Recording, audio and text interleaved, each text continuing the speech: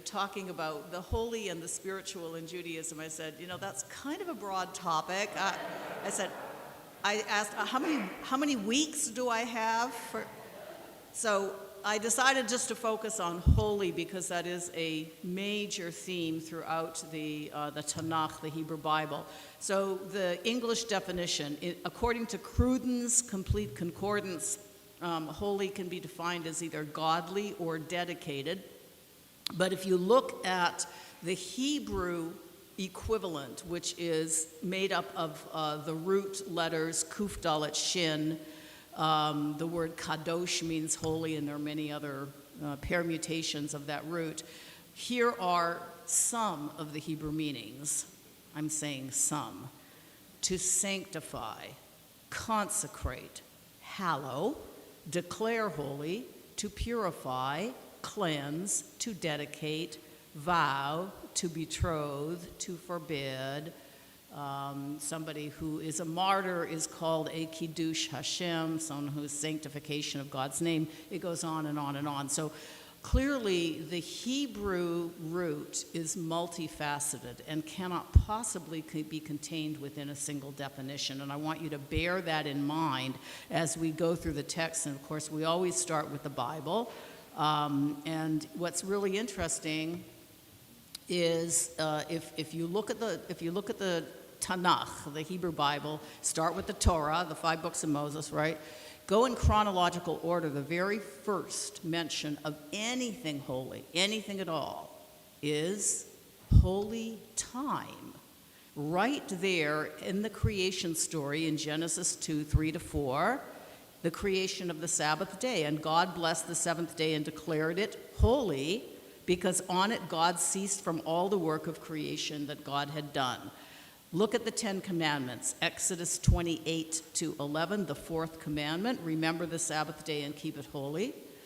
Here's what it says: 6 days you shall labor and do all your work, but the 7th day is a Sabbath of the Lord your God. You shall not do any work, you, your son or daughter, your male or female servant, etc., etc., etc. For in 6 days the Lord made heaven and earth and sea and all that is in them, and then rested on the 7th day. Therefore the Lord blessed the Sabbath day and hallowed it. So it does seem, when we look at the very, very first, the very earliest comments or the very first examples of holiness in the Torah, what do we see? We see that God declared the Shabbat, the Sabbath day, to be holy, and the operational idea here behind it is rest. So in the connection between what makes Sabbath holy, it's that the resting on Shabbat is what makes the day holy. So the concept of holiness and time predates anything else in the Torah. And then, of course, there's not just the Shabbat that is a holy day and time, but we also have a sacred calendar of many days that are declared to be holy. And if you look through Leviticus chapter 23, you will see an entire listing of all of these sacred times, starting with, again, a reiteration of the holiness of Shabbat. It is called, we are told that these are the sacred occasions, and the first of the sacred occasion is the Shabbat. On the 7th day there shall be a Sabbath of complete rest, a sacred occasion. You shall do no work. It shall be a Sabbath of the Lord throughout your settlements. And then they list all of the holidays or festivals. And here you can see in Leviticus 23:4, which is the introduction to the sacred calendar. These are the set times of the Lord, the sacred occasions, which you shall celebrate each at its appointed time. We start with Pesach, or Passover. In the first month, on the 14th day of the month, at twilight, there shall be a Passover offering. By the way, in these days, the months weren't named. Judaism runs on a quasi-lunar calendar. It's a lunar calendar which has been very cleverly intercalated to make it correspond, so to make sure that it doesn't fall out of cycle with the solar calendar too often, but that's another topic altogether. But in any event, the lunar months were just counted originally in biblical times: first month, seventh month, second, third, fourth, etc. The first month is the month that we're in right now. It's the month of the beginning of spring. The Hebrew name that we call it now, which is something was not adopted until later in history, is Nisan. And yesterday was the first day of Nisan. If you had looked up in the sky on Friday night or Saturday night, you would have seen the new moon. And so what is Passover? It says, in the first month, on the 14th day of the month at twilight, there shall be a Passover offering to the Lord, and on the 15th day of the month, the Lord's feast of unleavened bread. You shall eat unleavened bread for 7 days. On the first day you shall celebrate a sacred occasion. You shall not work at your occupations. 7 days you shall make offerings by fire to the Lord. The seventh day shall be a sacred occasion. You shall not work at your occupations. So again, sacred occasion, you shall not work, following the model set originally by Shabbat, by the Sabbath day. The next festival is the festival of Shavuot, which is known as the Feast of Weeks. When you enter the land that I'm going to give you to reap its harvest, you shall bring the first sheaf of your harvest to the priest. He shall elevate the sheaf before the Lord. And on the day on which you bring the sheaf of elevation offering, the day after the Sabbath, which has been interpreted to mean the day after the beginning of Passover, you shall count off 7 weeks, hence the name of the holiday weeks. They must be complete. You must count until the day after the 7th week, 50 days, and then you shall bring an offering of new grain to the Lord. You shall bring from your settlements 2 loaves of bread, etc., etc.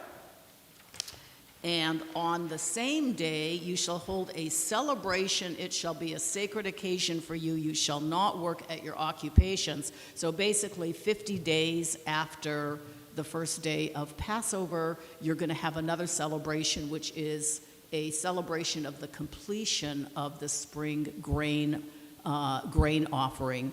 The next day that it mentions, we now call it Rosh Hashanah, or the New Year. However, the Torah itself doesn't name the day except as a day of blowing the horn, blasting the horn. And this is a fall festival, and here it says, the Lord spoke to Moses, saying, speak to the Israelite people thus in the 7th month. So we started with Passover being the first month, so exactly half a year later, the beginning of the 7th month is when we have our next major festival after Passover, and then sort of seeing weeks as being connected to Passover by 50 days. Then you jump over to the fall for the next major festival. In the 7th month, on the first day of the month, you shall observe complete rest. Again, a sacred occasion. You shall not work at your occupation. So we see this theme. Holy day, it's a sacred day, it's holy in time. The main feature of it is do no work. The next holy day is Yom Kippur, Day of Atonement. And here we are told that the 10th day of the 7th month is the Day of Atonement. So the first day of the month of the 7th month, Rosh Hashanah, the New Year. 10 days later, really 9 days later, on the 10th day, the Day of Atonement. It shall be a sacred occasion for you. You shall practice self-denial, interpreted to mean fasting and refraining from most physical pleasures. And you shall bring an offering by fire to the Lord. You shall do no work throughout that day, for it is a day of atonement, on which expiation is made on your behalf before your Lord, your God, the Lord. Do no work whatsoever. It is a law for all time. It shall be a Sabbath of complete rest for you, and you shall practice self-denial.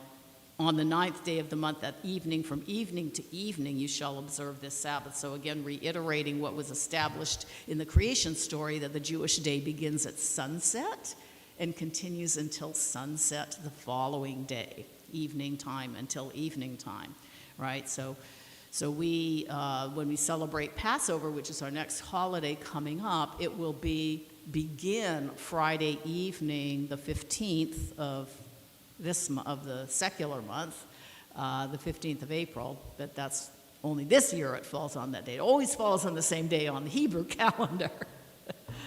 But how it coincides with the Gregorian calendar, of course, shifts from year to year. So we'll start celebrating Pesach at evening, around sunset time. And the first day is a holy day, a full, complete holiday of no rest, of no working, and going to services and all that, celebrating a Seder in the evening. And then it continues for 7 days, and the last day also is a holy day. The next day, I wanted to also point out, just sort of highlight that expression, it shall be a Sabbath of complete rest. So the Hebrew is Shabbat, Shabbaton.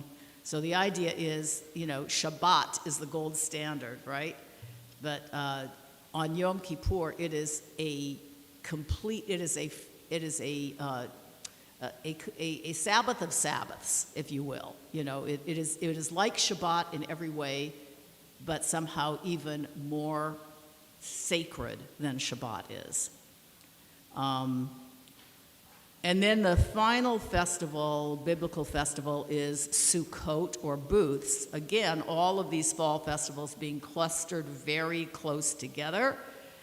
The Lord spoke to Moses, saying, "Say to the Israelite people, on the 15th day of this 7th month, there shall be the Feast of Booths to the Lord.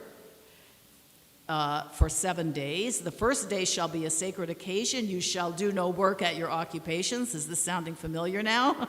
7 days you shall bring offerings to the Lord. On the 8th day you shall observe a sacred occasion, bring an offering to the Lord. It is a solemn gathering. You shall not work at your occupations. Okay. Hopefully the theme has become very, very clear. And then the summation of it is, those are the set times of the Lord that you shall celebrate as sacred occasions. All right. So clearly we now are beginning to understand what sacred time is in Judaism. Sacred time has to do with withdrawing yourself from the mundane, from the secular, from the regular world, from the marketplace, from the world of work, and creating for yourself what we call an island in time, which is dedicated to celebration. It is dedicated to being grateful, to thanking God, to remembering our history, to remembering the covenant with God, to lift up, the gifts that God has given us, et cetera, et cetera. So this is the, I think, I like to think of it, I think that Abraham Joshua Heschel was the great Jewish philosopher, 20th century philosopher, who sort of gave us this, helped us understand how important this idea is in Judaism. This is one of the great gifts of Judaism to the world, is the idea that time can be sanctified. And that holy time is in many ways far more fundamental and important to living a holy life than holy objects, holy places, etc. Well, those can be important, but the very first holiness is holiness in time, even before holiness of God, which is, to me, fascinating. But I also do want to shift on to talk about other kinds of holiness, since there are so very many, and I want to start now with number 3, which is a holy place. So, sacred ground. So a lot of us are familiar with these two stories from the Torah. The first is from Genesis 28. When Jacob is fleeing from his home, he lays down to go to sleep. He has this incredible dream of a stairway ascending to heaven. We all know the story of Jacob's ladder. Angels are descending and ascending. What does this mean? And here's what the Torah says about it. Jacob awoke from his sleep and said, "Surely the Lord is present in this place, and I did not know it." Shaken, he said, "How awesome is this place? This is none other than the abode of God, and that is the gateway to heaven." And then subsequently, he named the place Bethel, Beit El, the house of God. And many synagogues, by the way, use that name because of this story, right? So here in Charlotte, as an example, the largest Reform congregation in the greater Charlotte area is Temple Bethel. It's located on Shalom Park. many other temple Bethels or congregation Bethels all around the country, even all around the world. It's a popular name. Even some churches have chosen that name. And then the second example, which is also very, very famous, is the story of Moses encountering God for the first time at the burning bush. When the Lord saw that he had turned aside to look, God called to him out of the bush, "Moses, Moses," and he answered, "Here I am." And God said, "Do not come closer. Remove your sandals from your feet, for the place on which you stand is holy ground." So, when you look at these two stories, there was nothing actually inherently holy about either the place where Jacob fell asleep and had his dream, or even the place where Moses stood. It was kind of a random spot in the middle of the desert. God appeared in this, burning bush that burned, but it was not consumed. Clearly, the holiness of the place has to do with the encounter with God. And so, in Jacob's case, Jacob was kind of sleepwalking through life, right? Very much focused on transactional, kind of a transactional way of being, which was just to protect himself and his best interests, what he thought were his best interests. This sudden encounter with God made him realize suddenly there is God. There is God. God is here. God is here. I let God in here. And it's the same thing with Moses. Moses was suddenly made aware. So where we encounter God, it doesn't matter where that place is. It could be here in this chapel. It could be out on a walk in nature. The place where you encounter God becomes a holy place. That is holy ground. And I think that's what these stories are trying to tell us. And yet, nonetheless, in the Torah, there is a tremendous amount of space devoted to a holy place, which was a physical place that the Israelites themselves built. And that was the tabernacle in the wilderness, which then ultimately became the model for the Holy Temple in Jerusalem. This is very interesting how it's described. It is sometimes called the Mishkan, which means the holy place, the place of indwelling, or the place where God dwells. And it is sometimes simply called the tent of meeting, the place where God and Moshe converse with each other, right? It's the place where people meet God. And that's, I think, either way, that's the purpose of this structure. But let's read a little bit about this tabernacle and its implements, and repeatedly throughout the description of the building of the tabernacle, which you can find in the book of Exodus, Shemot, it is described as holy. The implements that are created for the priests to do their work, their holy service, is all described as holy.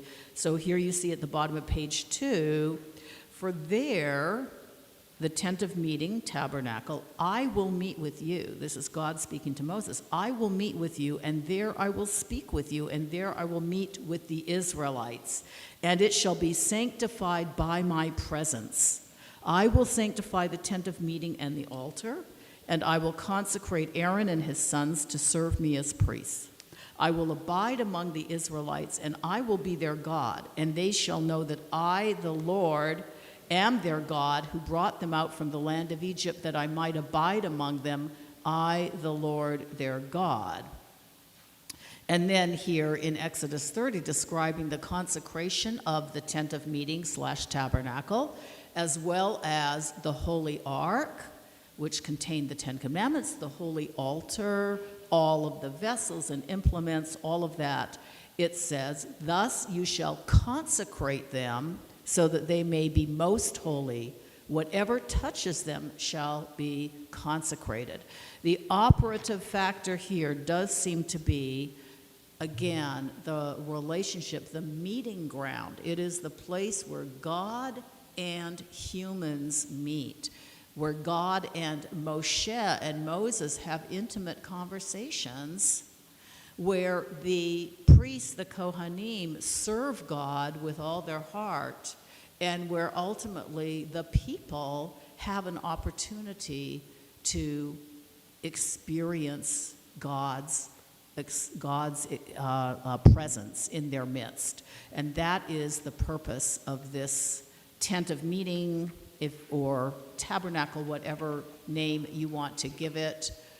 It is the locus of the communal experience of God.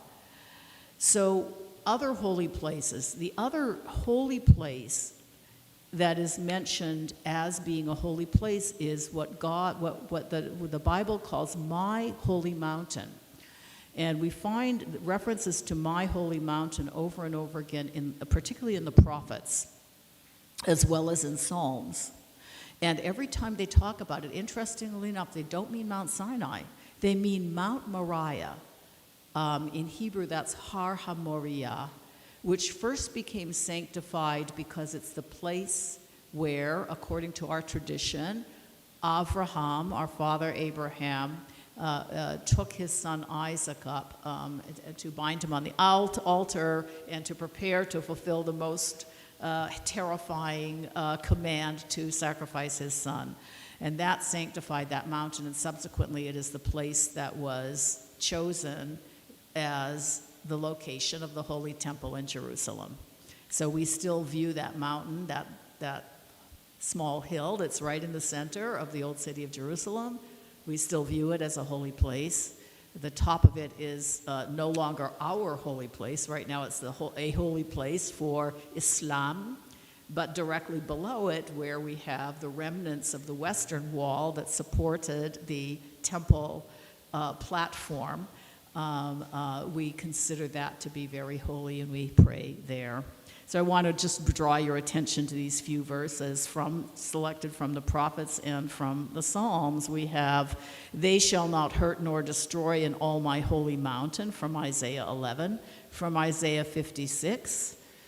Also, "the aliens that join themselves to the Lord, to minister unto him, and to love the name of the Lord, to be his servants, every one that keeps the Sabbath from profaning it, and holds fast to my covenant, even them I will bring to my holy mountain, and make them joyful in my house of prayer. Their burnt offerings and their sacrifices shall be acceptable upon mine altar, for my house shall be called a house of prayer for all peoples." So here we have with the prophets the expansion of the concept of the holy, the expansion of the idea of the universality of God to include, to be truly universal, and to go beyond Israel, the holy people, and to be expanded to encompass the entire world, anybody in that world who chooses to accept that God as the one and only true God, and who chooses to serve God and to keep the Sabbath day. That is just so fascinating.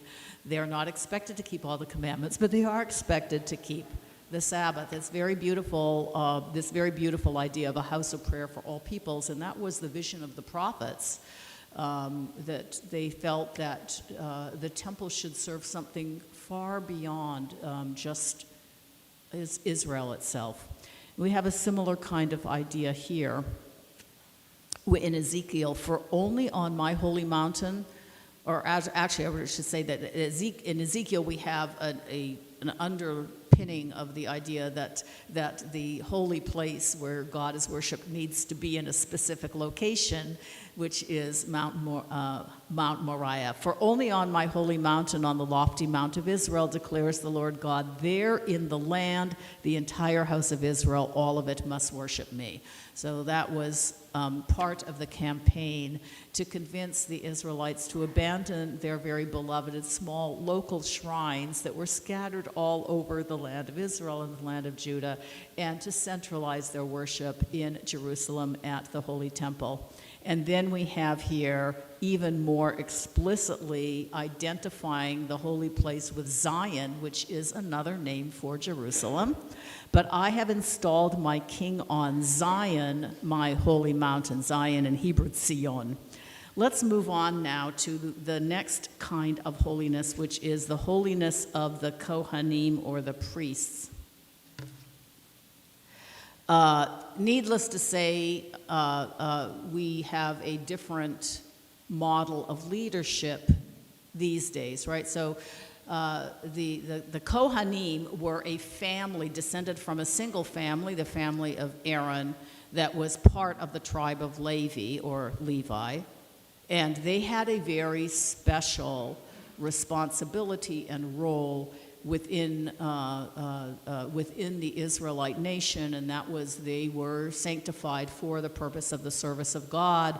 They did their work first in the tabernacle and then in the Holy Temple in Jerusalem. And it's important to understand that once the second temple was destroyed by the Romans in 70 of the Common Era, there no longer was the holy locus, and they're no longer, and the entire system of the sacrificial cult and the particular role of the Kohanim disappeared entirely from history. So I just need to make that very clear. The leadership nowadays, religious leadership, is in the hands of the rabbis, who are not holy priests. We are not, it's not the same role that we play.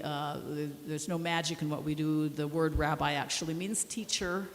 So we are meant to be teachers and transmitters and preservers of the tradition, and perhaps to a certain degree also embodiments of that tradition. But certainly we are no more holy than the people that we that we serve. But nonetheless, like the Kohanim, we are servants. And so that is, our thread of connection to the past. So the priest here is very clear. It says, "You shall make a frontlet of pure gold and engrave on it the seal inscription, holy to the Lord." That was the little band that surrounded the headdress of the high priest. So the words that were put on it were very important. Holy to the Lord, right? It meant that the whole purpose of Aaron's work, the high priest, and all subsequent high priests, and actually all priests, what was the whole purpose of their whole purpose was to serve God, to be holy to God. And that was a reminder to them and to the people they served of what their work was. And here in Leviticus 21, we have speaking about the priests again, "They shall be holy to their God and not profane the name of their God. For they offer the Lord's offerings by fire, the food of their God, and so must be holy. They shall not take a woman defiled by harlotry, etc., etc., for they are holy to their God, and you must treat them as holy, since they offer the food of your God. They shall be holy to you, for I, the Lord, who sanctify you, am holy."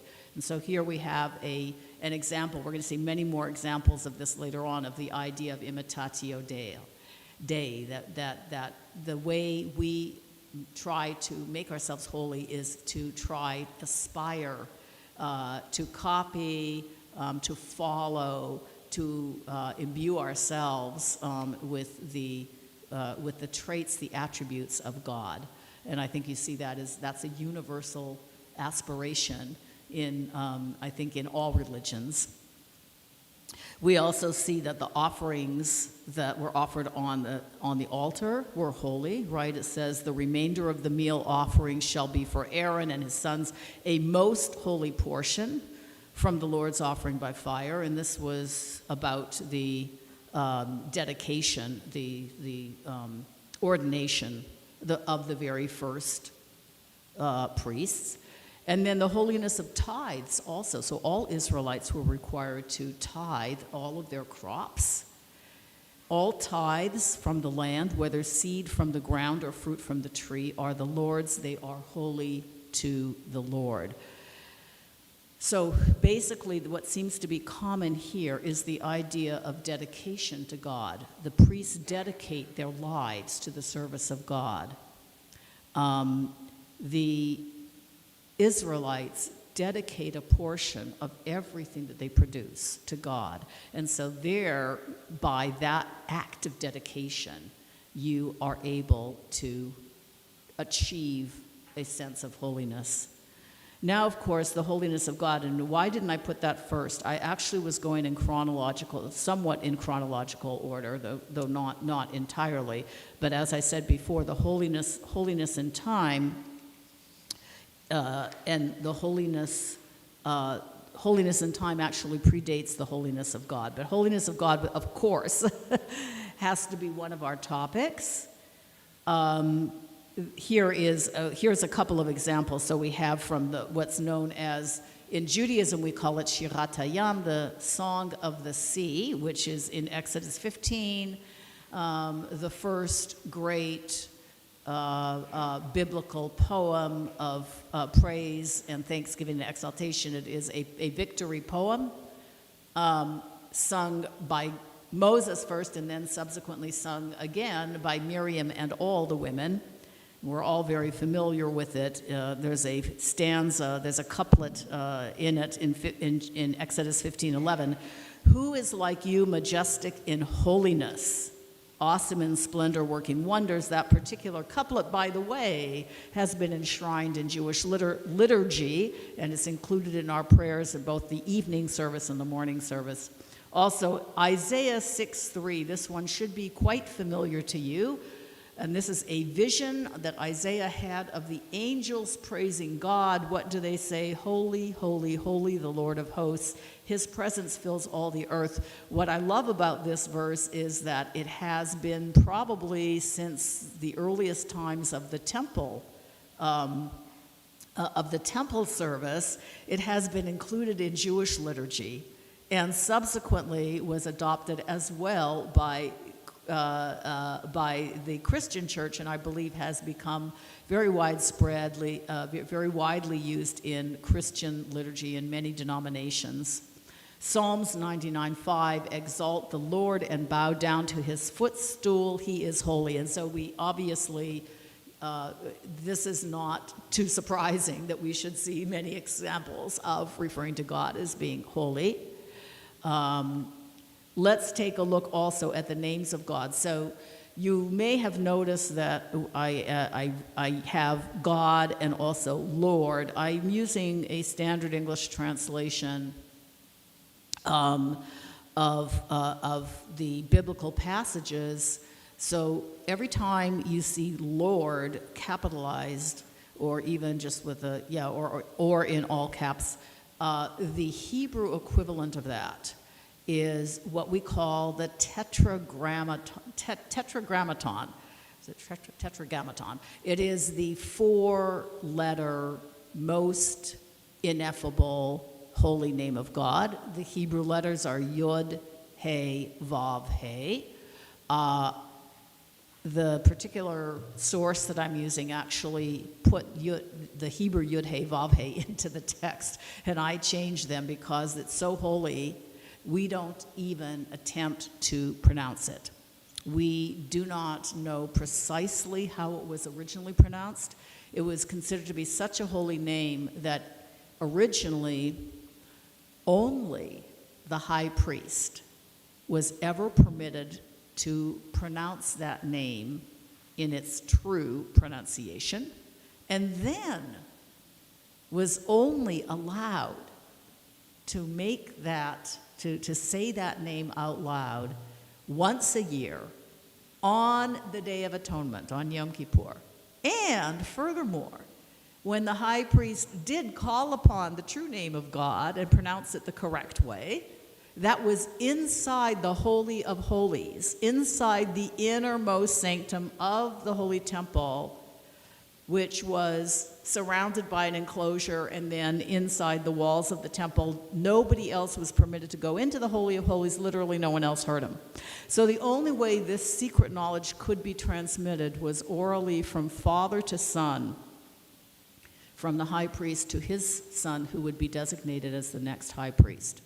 Once the temple was destroyed, once again, that secret knowledge disappeared for all time. We consider it very sacrilegious to even attempt to pronounce that name. And therefore, in worship, when we encounter the name Yod He Vav He, we automatically substitute the Hebrew word Adonai, which means my Lord, or the Lord. It's the closest translation. It's not really even a actual, it's I guess about the closest translation that you can come to. And so for this purpose, I'm just using the Lord. It's very patriarchal. I don't necessarily endorse using that as a way of worship, but we at our temple and in many synagogues, if you go there, you'll hear the word Adonai repeatedly. Even in our English translations, generally speaking, we will use Adonai. So I'm just kind of pointing that out. So very, very sacred name. So sacred also that when it's written out in a Torah scroll, the scribe needs to prepare in advance and purify himself or herself. Nowadays, there are a few women scribes as well, and be extremely careful in writing that name. If a mistake is made in writing that name, the entire panel of parchment being worked on, which could be 5 or 6 feet long, it's about 4 feet long, needs to be buried. You can't just scrape it off and redo it like you can with other words. So that's just a word about how holy the real name of God is. Now also God is referred to as Kadosh Yisrael, the Holy One of Israel, and HaKadosh Baruch Hu is a liturgical name for God, which is much later. This is a post-biblical name. The Holy One, blessed be He. Let's go on then to the holiness of God's people. I know there's a lot of stuff here, guys, but it's just like, they threw me this crazy topic that they thought I could contain in 50 minutes, and I can't. The holiness of God's people. So we said, I'm going to give you just a few examples here. So in Exodus 19, this is the preamble to the Ten Commandments. So we look at it as kind of like a treaty preamble. There was very common to have treaties and treaty preambles in ancient cultures, and they're pieces of many pieces of that you can find reflected in the Torah itself. And then here's what it says. Now then, if you will obey me faithfully and keep my covenant, you shall be my treasured possession among all the peoples. Indeed, all the earth is mine, but you shall be to me a kingdom of priests and a holy nation. So we do understand a very elevated role, and yet that role is clearly dependent on our faithfulness in upholding the covenant ourselves. Leviticus 11:45, for I am God, the one who brings you up from the land of Egypt to be your God, and you shall be holy, for I am holy. That's reiterated again many, many places, particularly in Leviticus 19, which we're going to come to in a moment. You shall sanctify yourself and be holy, for I, the Lord, am your God. That was in Leviticus 27, and again, Leviticus 20, verse 26. You shall be holy to me, for I, the Lord, am holy, and I have set you apart from other peoples to be mine. That's about the clearest iteration of what it means to be holy. We are enjoined to follow God, to try to emulate God's holiness, and we understand that holiness has something to do with being set apart for a holy purpose. Sacred and profane. So often holiness can best be understood when it is contrasted with what is the opposite of holy. Okay, not necessarily the opposite of holy, but that which is that is not in the holy realm. So we tend to refer to it as the profane, that which is everyday, that which is non-holy. And so here we're enjoined in Leviticus 10:10, for you must distinguish between the sacred and the profane, and between the unclean and the clean. And then even more pointedly, what is holy? It is avoiding and intentionally not doing the thing and the things that all these other people are doing. Okay, you have to actually be in some ways countercultural. You need to reject the practices of the peoples among whom you live. You shall not, this is Leviticus 18, verses 3-6, you shall not copy the practices of the land of Egypt where you dwell, or of the land of Canaan to which I am taking you, nor shall you follow their laws. My rules alone shall you observe and faithfully follow my laws.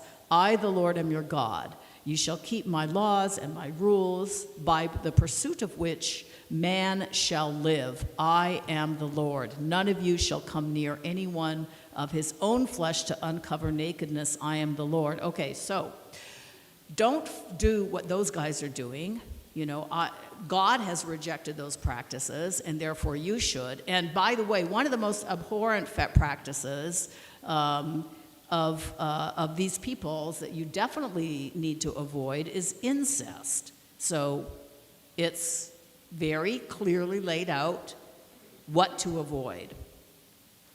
You shall be holy people to me. This is Leviticus 20, verse 30.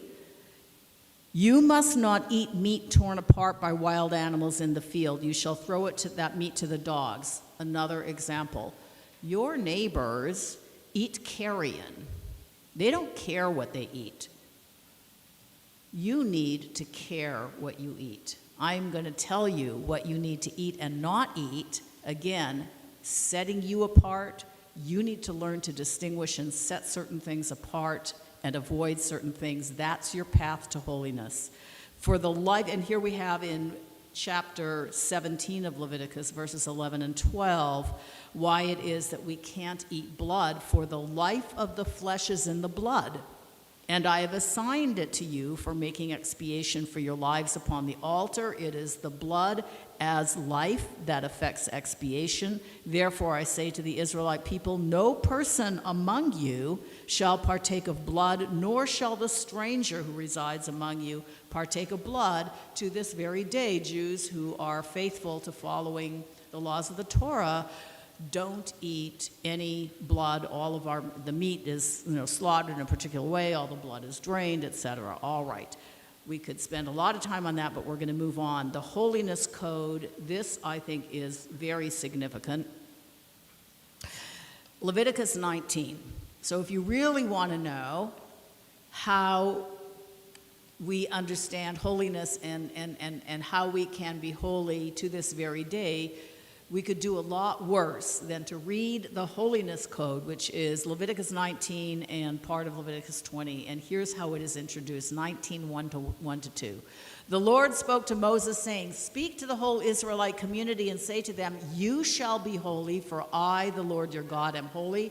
We've heard that before. Here are just a few examples. Leviticus 19:15. You shall not render an unfair decision.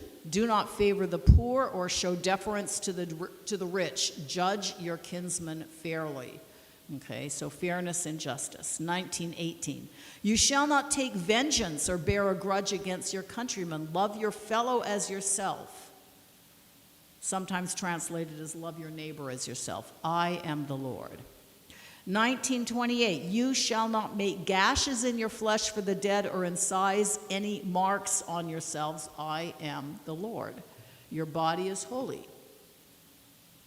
19:31. Do not turn to ghosts and do not inquire of familiar spirits to be defiled by them. I, the Lord, am your God. 19:32. You shall rise before the aged and show deference to the old. You shall fear your God. I am the Lord. 19:34. The stranger who resides with you shall be to you as one of your citizens. You shall love him as yourself.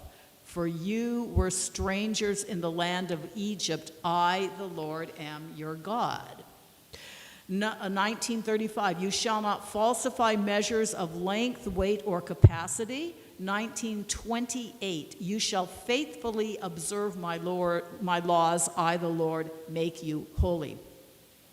So Leviticus 19, the Holiness Code, lays down a multitude of laws for the Israelites to follow. Many of these laws govern our relationships with other people, instruct us to behave with justice, with fairness, with equality, with compassion, with understanding, etc., etc., etc., towards not only our fellow Israelites, but to the non-Israelites who dwell amongst us as well. And along with all of those ethical laws, we also have ritual laws, because in Judaism, the ethical and the ritual are fully intertwined. And there is no distinction. In biblical Judaism, there's no distinction between them. These are all part and parcel of the pathway to holiness. They are all considered to be important.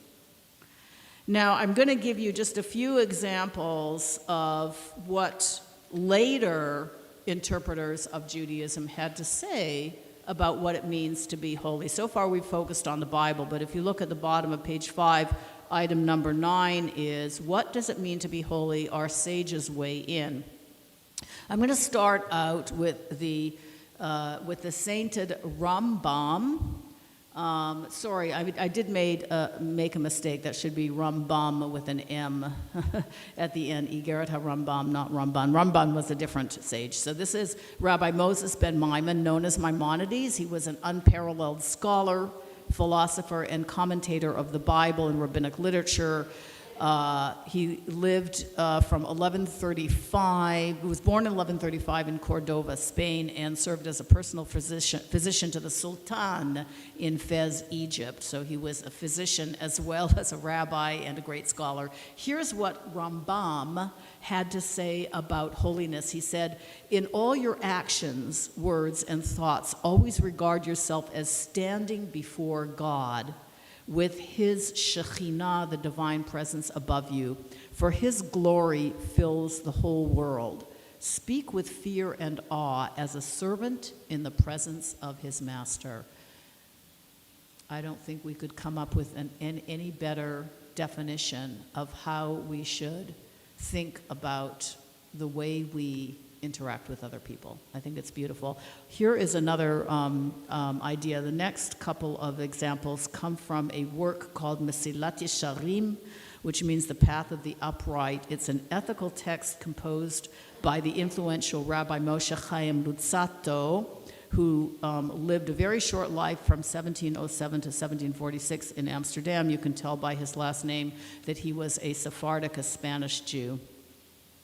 His comment his comment in the introduction to his work is, "There are those who toil greatly in studying the creation." I'm sorry, I'm going to go up to the previous one, pardon me. He says, that's it. There are, so this is the second to the last paragraph on page 5, pardon me.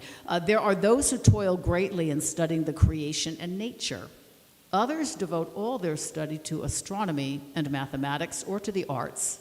There are those which enter closer towards the sacred, namely the study of the Holy Torah." So what Rabbi Luzzatto is emphasizing here is that all of knowledge is commendable, but the study of the Torah is the highest form of study because it leads to holy action. And so we center Torah study as one of the most important holy actions that we can do. And then he also noted that separation is the beginning of piety. We talked before about how being a holy people is a people set apart, designated to be separate and different from those around us, defying in some ways the cultural norms, particularly if those norms are antithetical to ethical living. And here's what he said. He is referencing Genesis 1:14. He said, God said, "Let there be lights in the expanse of the sky to separate day and night. They shall serve as signs for the set times, the days and the years." Separation, dividing between realms, is the beginning of piety. And then the final comment here from more contemporary scholars is from Rav Kook, Abraham Isaac Kook, who lived from born September 7th, 1875, and died on the 1st of September, 1935. He was the first Ashkenazi chief rabbi of British Mandatory Palestine in the land of Israel. And he's considered to be one of the fathers of religious Zionism. This is his comment in his book, Ein Eyah. He says, "Genuine holiness is the altruistic striving for good for its own sake, not out of self-interest. So in the 5 minutes that are left, I certainly have the ability to stay an additional 5 minutes. I understand time here is tight. Any people here can stay a few more minutes beyond 10:45? Doesn't look like it. Okay, we're going to race through. So we want to also just elevate the idea of holy words. So clearly Judaism is a literary civilization, right? And we are the people of the book. And of course our holiest book is the Torah itself, the 5 books of Moses. But the whole Bible is holy and sort of in descending order, starting with the holiness. After the Torah, the next holiest group of writings, as we understand it, are the books of the prophets, Nevi'im. The next are the remaining books of the Tanakh, the Hebrew scriptures, which are Ketuvim, or writings. And then, of course, we have many other holy books. We have our Siddur, our prayer book. We have our Machzor, which is our High Holy Day prayer book. We have the Haggadah, which is the Passover Seder book. We have the Talmud, which is the massive multi-volume compilation of rabbinic discourse and legal decisions. And then pretty much all other rabbinic texts throughout history have been considered holy works, holy books, holy texts.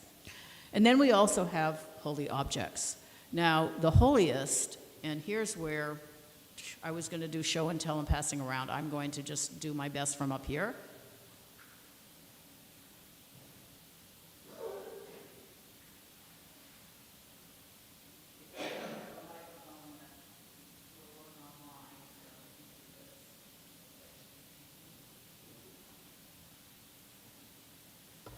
So the holiest object that we have, again, that's going to be centered on our holy sacred scriptures, holy books. So the Torah, so this is not a real Torah. This is a small miniature facsimile, but the Torah scroll itself is considered to be our most treasured and most holy object. Inside here, if we were to open it up, you would see, script, the entire text of the 5 books of Moses written out, by hand with small script. I'm going to just set this one down and then go on to the next one. So I think I can just set it over here. And because the Torah is the most holy, any text that comes from the Torah is also considered holy. And so if you pay attention to this, there's a couple of places in the Torah where we are commanded to do this. It says, Deuteronomy 6:8-9, speaking about loving God. You shall love the Lord your God with all your heart, with all your might, with all your soul. And take these words which I command you this day to your heart, etc. It says, bind them as a sign on your hand and let them serve as a symbol on your forehead. Inscribe them on the doorposts of your house and on your gates. So based on that, we have binding on your hand. I was going to actually demonstrate putting on, we call these Tephiline, which comes from the word for prayer. And there's actually a leather box that has, inside of it has a scroll containing this and several similar biblical passages. There's one that goes on our head and one that we put on our on our bicep and then wrap around our forearm. There's an example of one of the scrolls that I have here. They're handwritten by a scribe and rolled up and included inside. And then it also says, inscribe them on the doorposts of your house and on your gates. Based on that verse, we follow that commandment by writing the Shema and the paragraph after it that contains that command. We put it on in a small scroll, which is then put inside a case of some kind, and we affix that to our doorpost. That it's called a Mezuzah, which is the Hebrew word for doorpost. Most Jewish homes have one on their front door. People who are a little more steadfast put them on every door of the house, except for, or doorpost, I should say, except for the bathroom. So this is just a single example from my own house. There's also a passage in Numbers 15:37-40 where we are instructed to place fringes on the corners of our garment, And it says, that shall be your fringe. Look at it and recall all the commandments of the Lord and observe them, so that you do not follow your heart and eyes in your lustful urge. Thus you shall be remembered to observe all my commandments and be holy to your God. Okay, and so we continue to observe this commandment today by tying these fringes and tying them in knots in a symbolic way to represent the 613 commandments that are in the Torah, and we wear this garment, which we call a talit, whenever we pray during the daytime. And then the final one that I wanted to point out is holiness through mitzvot, or performance. So Judaism is a highly performative religion, and the primary pathway that we have to get close to God today is performing mitzvot, doing the commandments, and that is very beautifully illustrated every single time we perform a positive time-bound commandment from the Torah itself. We say a blessing, and the words of the blessing in English are, "Praised are you, Lord our God, ruler of the universe, who has made us holy, who has sanctified us with your commandments, and commanded us to," and then we fill in the blank. I'm sorry, we've run out of time. I'll stay here if there's anyone who wants to stay and ask some questions, and I'm sorry there wasn't time for Q&A during the process, but I will stay here for a few minutes for anyone who can ask questions.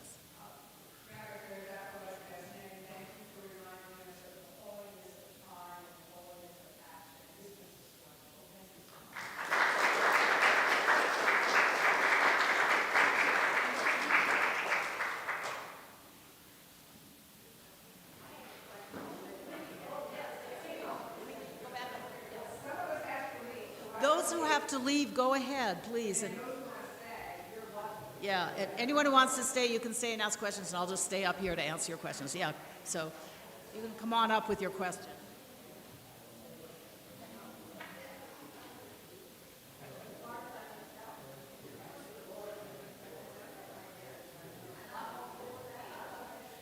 So the question is, what's the origin of the Torah? So there's